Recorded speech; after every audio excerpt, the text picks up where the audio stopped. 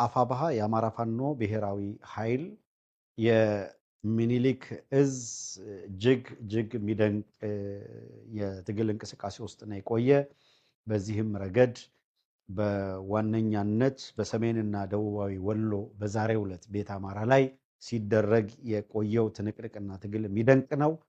አፋብኃ የአማራ ፋኖ ብሔራዊ ኃይልና አፋሕድ የአማራ ፋኖ ህዝባዊ ድርጅት በተቀናጀ ሁኔታ ትግል ያደረጉባቸው ሁኔታዎች አሉ።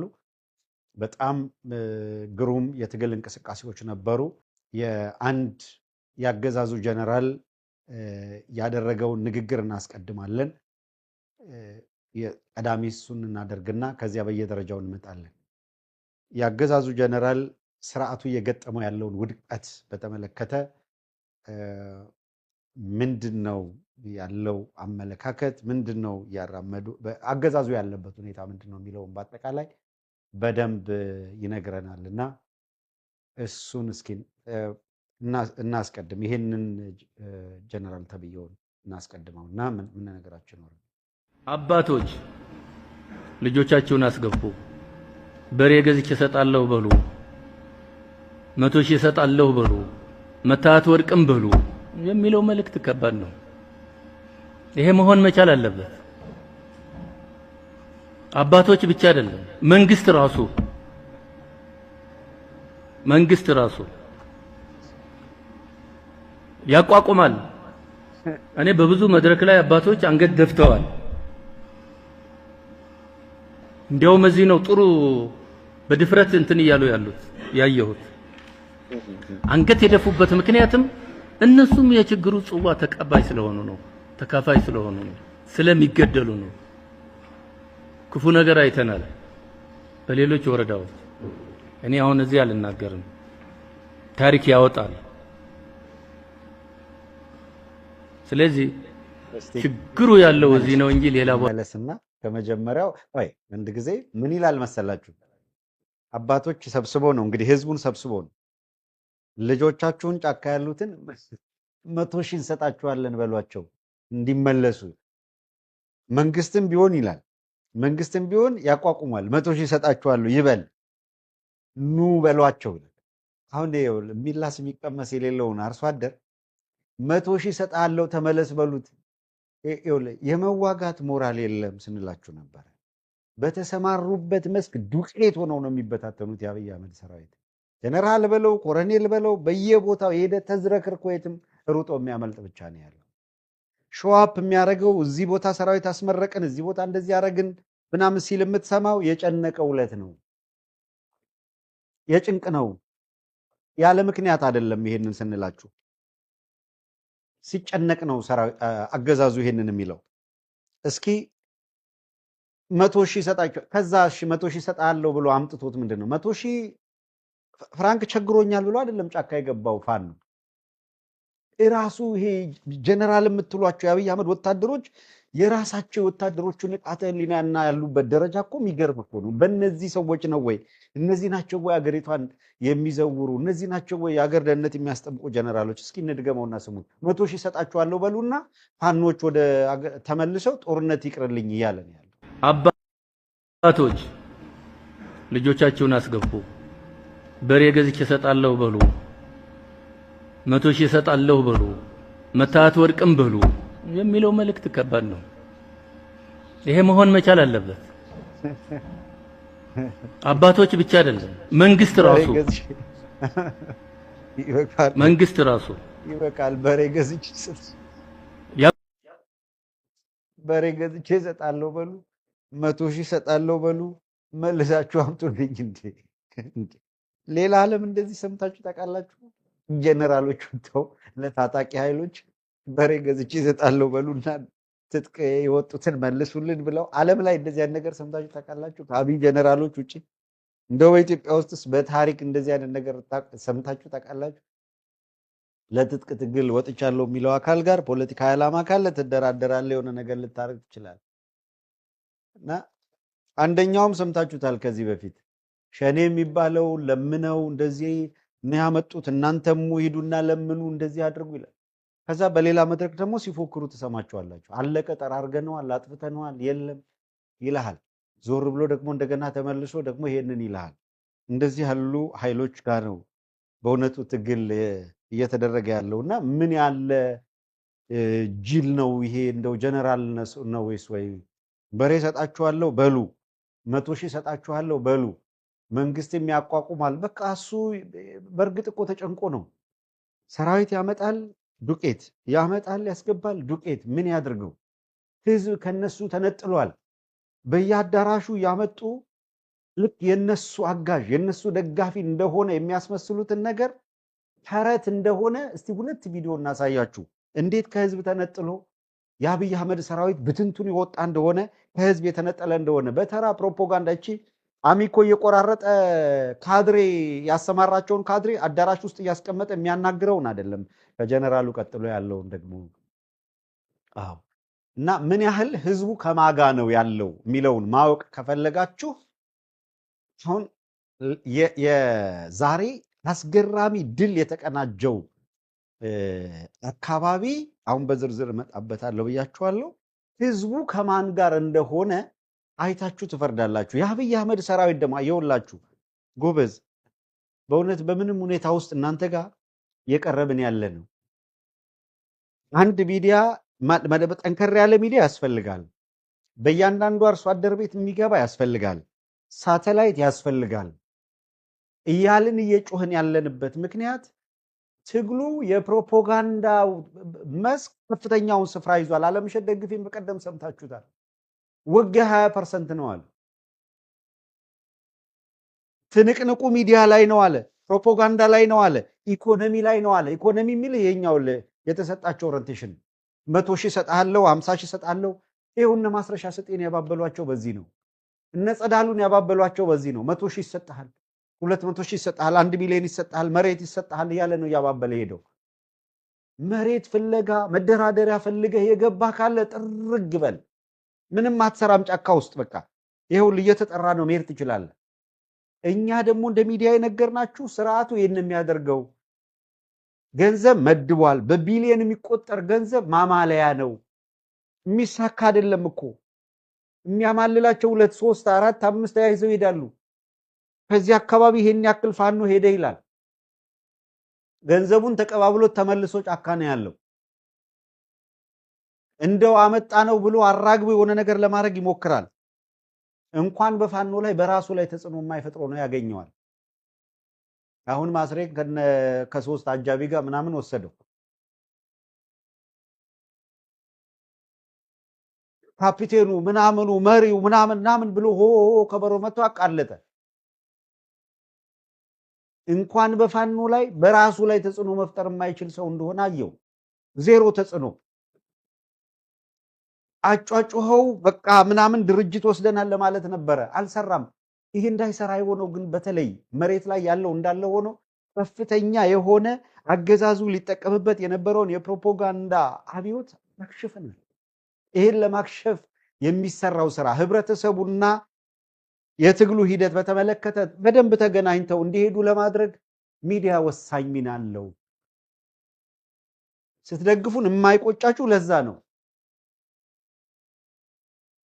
ህዝብና የትግሉ ሂደት ስታዩት አብይ አህመድና ሰራዊቱ የሚያሰማራው ሰራዊት መከላከያ የሚባል ምናምን ገለመሌ ተራርቀው ሰማይና ምድር ነው ያሉት በፕሮፓጋንዳ ጩኸት ገንዘብ ስላላቸው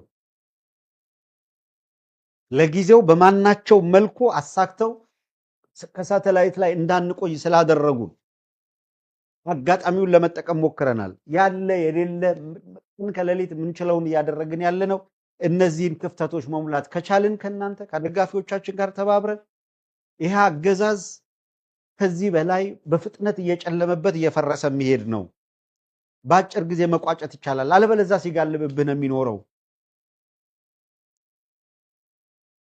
እንዴት ከህዝብ የተነጠለ ባዶን የቀረ ስርዓት እንደሆነ ደግሞ በዚህ እንመልከት እስኪ አንድ ቪዲዮ እንመልከት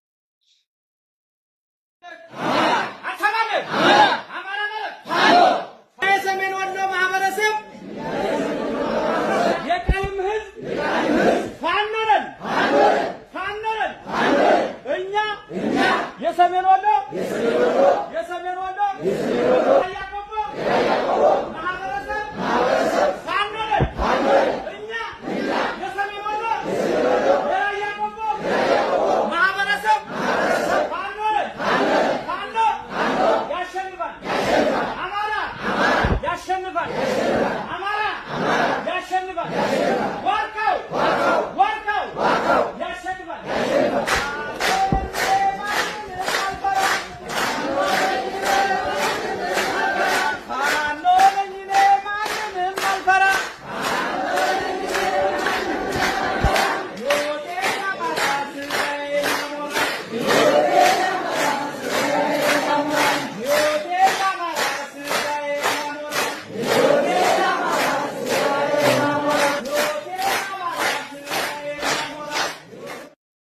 በቀጣዩ ደግሞ አሁንም እንድታዩት እዛው ላይ ሆነን እንድታዩት የምንፈልገው መጀመሪያውን እናየዋለን በትክክል። ከዛ ደግሞ ሰሞኑን ያሳየናችሁ እዚሁ ላይ የህዝቡን ስሜትና ሁኔታ የሚገልጸውን የአማራ ህዝብ ያለበትን ወቅታዊ ሁኔታ ንቃት፣ አርሶ አደሩን ትንሽ በተለይ በሚዲያው ዘርፍ በተሟላ ሁኔታ ቢታገዝ የት ጋር ሊደርስ እንደሚችል የምታዩበት ደግሞ ይሄንን ቪዲዮ ከዛው አስከትለን እንከታተል። አይመለስም እና ፖለቲካ እየጻፍን አይደለም። የሃይማኖት አባት አይደለም። ተረተው የሃይማኖት አባቶች የሚጠበቅባችሁን ድርሻ ተወጡ። በመድኃኒዓለም ስም ይዣችኋለሁ። እቺ ላይ ቁሚ ሐሳብ ስሰጥ ያለ ምክንያት አይደለም። ስታዩኝ በእድሜ ህፃን ነኝ። የትኛውም አካል መመስከር የሚችለው ዋጋ የከፈልሁበት ዘመን ስለሆነ መናገር እፈልጋለሁ። ተመካክረን ተነጋግረን ችግሩን ልንፈታ ነው እንጂ የመጣ ነው አንዱ አንዱን እየተቸ አንዱ አንዱን የደም ካባ እያለበሰ መሄድ። ይሄማ ቆየንበት እኮ ገና ከእንጭጩ ይሄ ነገር ሲጀምር የሀገር ሽማግሌዎችን በመያዝ እና አባፍሳህ አሉ ዛሬ ድንጋይ ተሸክመን መስቀል አስፋልት ላይ ጥለን ተው በማርያም ስንል ማንም አልደረሰም። ዛሬ እዚህ ማይከል ላይ የሆነ ቦታ የሆነ መድረክ ስለተፈጠረ ብቻ እኔ ነኝ ጀግና ደክም ያለሁ ያዘው ለቀቀው ማለት አግባብ አይደለም እና ወደ ሃይማኖት አባቱ ወደዚያም ጠጋ አድርጎ ይቺ ጠጋ ምን መሰላችሁ የሆነ ነገር አናግሮ ሆነ ታርጋ ለጥፎ ዋጋ ለማስከፈል እንዳትሞኙ ዋጋ እንከፍል። በጣም ግሩም። ከዚህ ንግግር ቀጥሎ ደግሞ አንድ ጊዜ ደግመን የጀነራሉን ቀደም ሲል የሰማነውን የጀነራሉን ንግግር እንስማና ከጀነራሉ ንግግር አስከትለን ምንድነው እንደዚህ ነፍሱ እስኪወጣ ያንቀጠቀጠው ያስደነገጠው የሚለውንም እናሳያቸዋለን። እንዴት እንድገማውስ አባቶች ልጆቻችሁን አስገቡ። በሬ ገዝቼ እሰጣለሁ በሉ፣ 100 ሺህ እሰጣለሁ በሉ፣ መታት ወርቅም በሉ የሚለው መልእክት ከባድ ነው። ይሄ መሆን መቻል አለበት። አባቶች ብቻ አይደለም መንግስት ራሱ መንግስት ራሱ ያቋቁማል። እኔ በብዙ መድረክ ላይ አባቶች አንገት ደፍተዋል።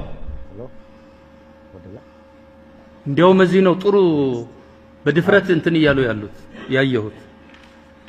አንገት የደፉበት ምክንያትም እነሱም የችግሩ ጽዋ ተቀባይ ስለሆኑ ነው፣ ተካፋይ ስለሆኑ ነው፣ ስለሚገደሉ ነው። ክፉ ነገር አይተናል። ማነው ስምህ? ሙርቲ ዮሐንስ ብስራት። ከየት ነው የመጣ? ሐረር። ኦሮሞ ነህ? ሶማሌ? አማራ ነህ? የትውልድ ሀገር አዘዋወር ነው? ትውልድ ቤተሰቦች እናት አባት እዛ ናቸው? እንዴት መጣህ ወደ መከላከያ?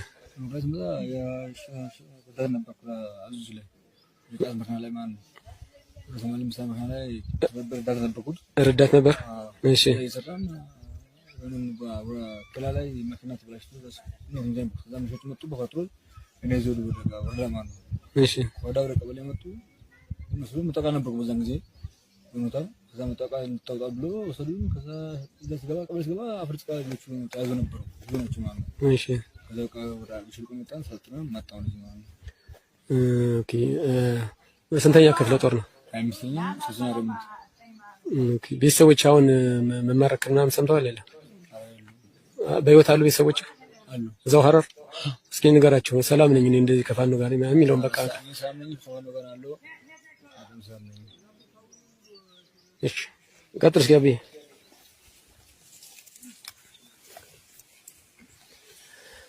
ስምህን ንገረኝ እስኪ። ድምፅ ጨመር አክሊ። እሺ ከየት ነው የመጣው? ምንድነው ይር? እንዴት ታያስክ? እንዴት ነው ወደ መከላከያ የገባው? መከላከያ የገባሁት እኔ በ2014 ጁንታ ሲባል የውጭ በቃ ሀገር ወረራ ላይ ነው ሲባል በቃ በራሴ ፍላጎት ነው የገባሁት። እሺ የጁንታው ጊዜ ነው የገባ? እሺ ከዛ ከወንድ ልጅ የሆነው አገር ወንድ ያለ ነበር ሲባል ስናገር በቃ ስሜታዊ ሆንኩት። አባቴ ወታደር ነበረ። ከዛ ገባሁት። በሰሜን ውጊያ የት ተዋጋ? በሰሜን ውጊያ በሰሜን ውጊያ የት ተዋጋ? አፋር ጀምረን በራያ ቆቦን እስከ ሽኩማ ድረስ። ኦኬ። ስንት ዓመት ሆነ ማለት ነው ወደ መከላከያ ተገባ? 4 ዓመት። እና ማድረግ የለህም አለ ምንድን ከተሰራለ እና ቅድም 10 አለቃ ምናምን ስንል ለምን ዝም አልክ? አራናና የባስ ከተሰራለ አይ ማድረግ ያለው ምናምን ስንል ዝም አልክ። ኦኬ። እንዴት ነበር የፋኖ ውጊያሽ ትናንትና በተሳስ 24 04 2018 በነበረው ውጊያ እስኪ ንገረኝ። ስትወጡ ምን ብላችሁ ተወጣችሁ? ከዛ ላይ የገጠማችሁን ነገር ደግሞ አጫውተኝ እስኪ። እዚህ እኛ ከመቼም ጠላት ነው እኛን ጠላት ተብለን የምናሩን ጠላት ነው የምንባለው። ኦኬ።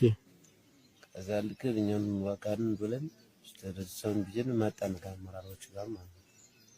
ከዛ ስንመጣ ምን ቦታ ተዋግተን አፈረስን። ወደ እናንተ ተከታተልን። እንደውም በዛው ቆይተን ነበርን። ከዛ በዛም ተከባለ። ከዛ በኋላ እኔ በመስራቱ በሞርተር አባል ሞርተር ምድተኛ ነኝ ነበር። እሺ። ከዛ እንደምን እና ሞርተሩን ጥላችሁ ተሮጣችሁ ወይስ እንዴት አደረጋችሁት? አለ ራሱ ይዟል መድረሱ ይዞ እና አላውቅም። ዝም ብለህ ጥላችሁ ተሮጣችሁ እናንተ? ላይ ነበር ቅሙላው ጨረሳችሁት ወሮራችሁ ማለት ነው። አሁን ማለት ሞርተር ስትወረውሩ ማለት ነው። አሁን በብዛት ቤት ላይ ይወድቃል፣ ከብት ላይ ይወድቃል፣ መስሪያ ቤት ላይ ምናምን እንደዚህ ጤና ጣቢያዎች፣ ትምህርት ቤት ላይ ይወድቃል። ምን ትባላላችሁ? አሁን ለምሳሌ የአርሶ አደር ቤት አሁን በሞርተር ብዙ የተቃጠለ የአርሶ አደር ቤት አለ። ስትሰሙ ይሄንን አመራሮች ምን ይላሉ? አሁን የምትወረውሩት ሞርተር ህዝብ ላይ ሲወድቅ፣ ገበያ ላይ፣ ትምህርት ቤት ላይ፣ ቤተክርስቲያን ላይ ሲወድቅ ምንድን ነው የሚሏችሁ እነሱ?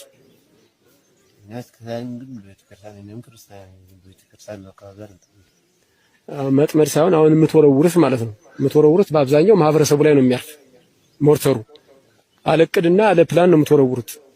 ዞሮ አሁን ያ ቤተሰብ ያ አርሶ አደሩ ቤተሰብ ሲቃጠል ቤቱ ሲቃጠል ነው አሰሙም ቤት እንደሚቃጠል አትነገሩም እናንተ? አታውቁትም እናንተም? ያን ነገር ነው እዚህ ይሄን አርጋ ብለን በቃ ዝም ብላችሁ ፈልገው ላይ ይረፍ ዝም ብላችሁ መተኮስ ነው እናንተ። ይሄን አርጋ እነሱን ተዛዝ ይበቃና በቃ እንደዚህ አርጋ ተኮስ ይላል። በቃ በዛ አይነት መልኩ መተኮስ ነው። ከዛ ውጭ ማህበረሰብ ላይ ይረፍ። ያው በፍጹም ኃላፊነት የጎደላቸው አመራሮች የምትሏቸው ቅድም ያለው በሬ ገዛ 100 ሺህ እሰጣለሁ በል በሬ ገዛለሁ በል የሚል ሰው የሚመራቸው ከላይም ስትሄዱ አብይ አህመድ ነው፣ ከዛ ብርሃኑ ጁላ ነው። አንድ አይነቶች ናቸው። በእነዚህ አመራር እየተሰጠው እንደምትሰሙት መድፍም ሞርተርም አርሶ አደሩ ላይ ዝም ብለው ባገኙበት ወርውረው ህዝብ የሚጨርሱ ናቸው። አዳነች አቤቤም አብይ አህመድም ሽመልስ አብዲሳም ጀነራል አበባውም ተመካክረው ሲያበቁ ይሄንን ያደርጉና ከዛ በኋላ ዞር ብለው ደግሞ ምንድነው እንዲህ አደረግን ለከሌ ቤት ሰጠን ያላፍ ዝማሬ ዘመርን የምናምን እንደዚህ ያደረግን ደግሞ ይልዋል ማለት ካገዛዝ ጋር ከማን ጋር ነው እየተባበርኩ ያለሁት የሚለውን አስተውለ ካላየ እጣ ፈንታና መጨረሻ ምን እንደሚሆን ደግሞ 100 ሺህ እሰጣለሁ በሉ በሬ እሰጣለሁ በሉ የሚለው እንዲጨንቆት ነው። በነገራችን ላይ ፎቶግራፍ ተመልከቱ። አሁን ተራ ወታደር ብቻ ሳይሆን ይሄን እንመልከተው። ተራ ወታደር ብቻ ሳይሆን አዛዥ የምትላቸውም ጭምር እያለቁበት አዛዥ በየደረጃው ኮሎኔል ነው፣ ሻለቃ ነው፣ ጀነራል ነው፣ እንትን ነው ምናምን የለም። በሙሉ እየፈረሰ ያለ ሰራዊት ነው፣ እየፈረሰ ያለ አካል ነው። የቀረው ነገር ቢኖር አንድነት ባንተ ድክመት በእኛው ድክመት አንድነቱ እየዘገየ በሄደ ቁጥር ያንን እንደ አድቫንቴጅ ስለወሰዱት እና ምናልባትም የአብይ አህመድ አገዛዝ ትልቅ ስኬት ከተባለ ስኬቱ እየታገለው ያለው ኃይል አንድ እንዳይሆን ለማድረግ የሚያደርገው ኢንቨስትመንት ይብዛ የሚነስም ውጤት እያመጣለት ሊቀለብሰው ባይችልም ሊያዘገየው ግን እንዲችል እድል የሰጠ ከመሆኑ ውጪ ይሄ ነው የሚባል ሌላ ነገር የለም። ሪያሊቲውን ፌስ ማድረግ መቀበል ይገባል ለሚል ይሄንን ካልን ዘንዳ የቀጥታ ሪፖርቱን ምንድነው የተገኘው ድል የሚለውን አቀርብና ከዚያ በኋላ የአማራ ፋኖ ህዝባዊ ድርጅት ምክትል የህዝብ ግንኙነት ኃላፊና የሸዋ ጠቅላይ ግዛት እዝ የአፋድ ሸዋ ጠቅላይ ግዛት እዝ የዋና ቃል አቀባይ አርበኛ አበበ ሙላት የላከልን የዕለት ሪፖርት አለ። እሱን በቀጥታ ከራሱ እንድትሰሙት እናደርጋለን። በቀዳሚነት ግን በእጅግ አነጋጋሪውን ድል ከዚህ ቀጥሎ ማስቀደሙ ተገቢ ነው። እነዚህ የምታያቸው በየቦታው በሁሉም ደረጃ ምን እየገጠማቸው እንደሆነ ያገዛዙ ሰራዊት ምን አይነት ጭንቅ ውስጥ እንደገባም እያነሳን ነው ያለ ነው። አድማጮች፣ በወሎ ቤተ አማራ ቀጠናዎች በዛሬው ዕለት ወይም ታህሳስ 28 ቀን ከንጋት 11 ሰዓት ጀምሮ በተከፈተ ልዩ የማጥቃት ዘመቻ ከዘመቻ አደም አሊ በመቀጠል የዓመቱ የትግል እምርታ ዘመቻ አደም አሊ በጣም በልዩ ሁኔታ አገዛዙን ያናጋ እጅግ የሚገርም ድል ነበረ። ከዚያ በኋላ ከዘመቻ አደም አሊ በኋላ የተመዘገበ በጣም በርካታ ድሎች እንዳሉ ግልጽ ነው። ግን በእምርታ ደረጃ ከፍ ባለ ደረጃ በዚህ ደረጃ ደግሞ የታየ አለ ለማለት ይቸግራል። በጣም እጅግ አነጋጋሪ ድል አሁንም በቤተ አማራ ወሎ የሚኒሊክ እዝ የፈጸመው ድል ነው። የአፋባህ ማለት ነው። ወይም ከአፋባህና በቅንጅት ያደረጓቸው አሉ። በዝርዝር አቀርበዋል። በዘመቻ ቤተ አማራ ቀጠናዎች በአጭር ጊዜ ነፃ በማውጣት ትግሉን ወደ መሀል አገር መውሰድ እንደሚቻል ያሳየ የሚደንቅ ትግል ነው የተደረገው። ምናልባትም በየቀኑ እንደምንወተውተው በአማራ ፋኖ መካከል አንድነት ተፈጥሮ ሴንትራል ኮማንድ መስርተው ህዝቡን በሞራል ቢያስተባብሩ እንዴት በአጭር ጊዜ የአማራን ህዝብ ከፈተና ከመከራ አውጥተው ኢትዮጵያን መታደግ እንደሚችሉም ያሳዩበት የትግል ሂደትና ድል ነው። በእውነቱ ይሄ ሁኔታ በጥቂት ሁኔታዎች ብቻ ቢታገዝን አሁን ካለው ባሪየር ይሄ እንደ ጃርት ትግሉን እየጎተጎተ ወደ ኋላ ለማስቀረት የሚያደርገው ትግል እንቅስቃሴ ቢገታ አሁን ከበስተጀርባ የፈለገ ውርጅብኝ ሲወርድባቸው ያንን ተቋቁመው ችለው አመራር እየሰጡ ወደፊት በንግግር በሚዲያ በፕሮፓጋንዳ ብቻ ሳይሆን ፕሮፓጋንዳ በተጠና መንገድ ማድረግ ትክክል ነው። በተግባር በሚቆጠር ስራ ግን የሚደንቅ ድል እያስመዘገቡ ወዳሉት ሪፖርት እንሸጋገር። የሚደንቅ ድል የፋኖ ኃይሎ ያወጁት ወታደራዊ ዘመቻ ወታደራዊ የዘመቻው ስያሜ ተደርጎ ከዘመቻ አደም አሊ በኋላ እንዳልኳችሁ በምርታ የተለየው የዘመቻ አይነት በጀግናው ሰማዕት በአርበኛ ስንታየው ማሞ ወይም ራምቦ እያሉ ይጠሩታል። በአርበኛ ስንታየው ማሞ ወይም በራምቦ የተሰየመ ዘመቻ ነው። ይሄ ዘመቻ በመጀመሪያው ቀን ውሎ በዘመቻው ዛሬ ሪፖርት እያደረግን ባለንበት በዘመቻው ቀን የመጀመሪያው ውሎ 13 ወረዳዎች ላይ አስቡ። ቀበሌ እያልኩ አይደለም ያለሁት፣ ጎጥ እያልኩ አይደለም ያለሁት። በ13 ወረዳዎች ላይ በተመሳሳይ ጊዜና ሁኔታ የሚደንቅ ኦፕሬሽን ተሰርቷል። የሚደንቅ ትንቅንቅ ተደርጓል። እስካሁኗ ሰዓት ድረስ ያልተቋጨ ትግል ሴንትራል ኮማንድ መስርቶ አንድ ቢኮን በ13 ወረዳ ሳይሆን በጎጃም፣ በጎንደር፣ በሸዋ በተመሳሳይ ጊዜና ሰዓት በሁሉም ቦታ ሆኖ የአብይ አህመድ ሰራዊት ተበትኖ እዛ ውስጥ ያለው መውጫ ሳይኖረው የሚሰጥምና የሚቀር ነበር የሚሆን። ለዚህ ደግሞ ግልጽ ማሳያ የሚሆነው በ13 ወረዳዎች በተደረገ ትንቅንቅ በዛሬው ዕለት የተመዘገበው ድል ነው የሚነግራችሁ። ዘመቻው በመጀመሪያው ቀን ውሎ በ13 በላይ ወረዳዎችን የወረዳ ከተሞችን ያዳረሰ እጅግ ከባድ ትንቅንቅ የተደረገበት ሲሆን አመሻሹ ድረስ ከ4 በላይ ከተሞች በፍጥነት ነፃ ወጥተው ወረዳዎቹ ላይ ያለው የአብይ አህመድ አገዛዝ በፍጥነት ነው የፈረሰው። በተለይም በመቅደላ ወረዳ ልዩ ስሙ ገናቲት በተባለ አካባቢ አንድ ያገዛዙ ወታደራዊ ኦራል ሙሉ ወታደር እንደጫነ አንድም ከዛ ሁኔታ ውስጥ እከሌ በዚህ ሁኔታ ተርፏል በማይባል ደረጃ ሙሉ በሙሉ ኦራል ላይ ያለው ከነ ኦራሉ ከነበረው ሁኔታ ጋር ሙሉ በሙሉ እንዲደመሰስ ሆኗል። ከንጋት ጀምሮ በወሎ ቤተ አማራ ምዕራባዊ ቀጠናዎች ቢያንስ ቀደም ሲል እንዳልኩት በ13 ወረዳዎች ላይ ላስጨራሽ ተጓድሎ ነው የዋለው። በተመሳሳይ በዚያው የተመቻ አቅጣጫ ሂደቱ ከ13 ወረዳዎች አድማሱን እያሰፋ ሲሄድ በደቡብ ወሎ ቀጠናዎች እንደዚሁ ላስጨራሽ ትግሉ እየሰፋ ሄደ።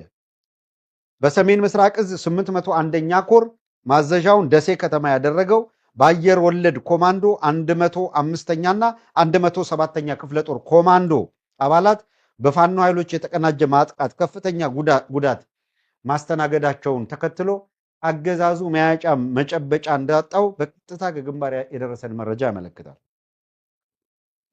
እስካሁን ባሉ 4 ወረዳዎችን ጨምሮ በርካታ አካባቢዎች በፋኖ ቁጥጥር ስር ውለዋል። ይህን ተከትሎ በደቡብ ወሎ ዞን ካድሬዎች ይሸሸጉበት ጥግ ይጠለሉበት ስር አጥተው እየባዘኑ ነው የሚገኙት። በበርካታ ወረዳዎች ላይ አስተማማኝ ሁኔታ አለና ተረጋጉ ተብለው የነበሩ ካድሬዎች በየቀበሌው ሂደው ህዝብ እያወያየን ነው ምናምን አይነት ሲያደርግ የነበረ ሁሉ ቤተ አማራ ላይ አሁን መግቢያ መውጫቶ ተበትኖ እየሸሸ ነው ያለው። መግቢያ መውጫቶ ተበትኖ በየአቅጣጫው እየሮጠ ነው ያለው። ከሁሉም በላይ ጭንቅ ውስጥ የገባው ካድሬው ነው። መሄጃ መግቢያው የጠፋው ወታደሩ በኦራልም በምንም የሚሸሸው አሁን በየቦታው ላይ የትኛውም ወታደራዊ መኪና እንዳይንቀሳቀስ የማድረግም አጠቃላይ ትግሉን ወደ አንድ እርምጃ የወሰደ እንቅስቃሴ መኖሩ ነገሩን በጣም አስደንጋጭ አድርጎታል። አገዛዙ ይጠብቀናል ያሉት ካድሬዎቹ ይከልለናል ይጠብቀናል ያሉት ያገዛዙ ሰራዊት በዘመቻ አርበኛ ስንታየው ማሞ በፋኖ ኃይሎች ጠንካራ ምት እያረፈበት መሆኑን ተከትሎ የዞኑ ካድሬዎች ከፍተኛ ጭንቅ ውስጥ መግባታቸውን ነው የመረጃ ምንጮቻችን የገለጹልን። የደቡብ ወሎ ዞን የጸጥታ ቢሮ ደሴ ላይ ዝግ ስብሰባ እያካሄደ እንደሆነ የጠቆሙን የመረጃ ምንጮቻችን የከላላና የመቅደላ ወረዳ አመራሮች በፋኖ ኃይሎች እጅ መግባታቸው ከባድ ጭንቀት እንደፈጠረባቸው ገልጸዋል። ደግመዋለሁ። የከላላና የመቅደላ ወረዳ አመራሮች በፋኖ ኃይሎች ቁጥጥር ስር ውለዋል። መቅደላም ከላላ በነገራችን ላይ በአስደናቂ ሁኔታ ግስጋሴው ቀጥሎ አይደለም ደቡብ ወሎ ከሰሜን ወሎ እስከ ደቡብ ወሎ ምዕራብ ወሎ ጫፍ ቤተ አማራ ምዕራብ ወሎ ጫፍ አማራ ሳይንት አጅባር ጭምር በቁጥጥር ስር ውላለች። አሁን ያለው እንቅስቃሴ ምን ሁኔታ ነው የሚለውን ለመቆጣጠር ሞክረናል። ወደ ደሴ ከተማ የሚገባ ከሆነ ሰዓት እላፊ ለመጣል ተብሎ ስብሰባ ላይ ተቀምጠዋል። ደሴ ከተማ ሰዓት እላፊ ይደረግና እንቅስቃሴ ይቁም ነው እያሉ እየተነጋገሩ ያሉት። በርካታ ኦራሎችን ጨምሮ የሚያመልጡባቸው ተሽከርካሪዎች በደቂቃዎች ልዩነት ሪፖርት ተቀብለን ከ30 ደቂቃ እንደዚህ ልዩነት በኋላ ከበባ ውስጥ ናቸው የተባሉ ኦራሎች ሙሉ በሙሉ ከጥቅም ውጭ መሆናቸውን ማረጋገጥ ተችሏል። በተጨባጭ መረጃ በዘመቻ ስንታየው ማሞ ሰፊ ወሎ ቤተ አማራ ቀጠናዎችን ባካለለው አውደ ውጊያ በርካታ የብልጽግና ሰራዊት በፋኖ ኃይሎች የቅንጅት ውጊያ ሞትና ቁስለኛ ከመሆናቸው በላይ በምርኮ ገቢ የሆነው ቁጥር ደግሞ ቀላል የሚባል አይደለም። ይሄንን እንግዲህ እንደምታውቁት በቪዲዮ ያስደገፍን የምናቀርብላችሁ ይሆናል በቀጣይ 2-3 ቀናት።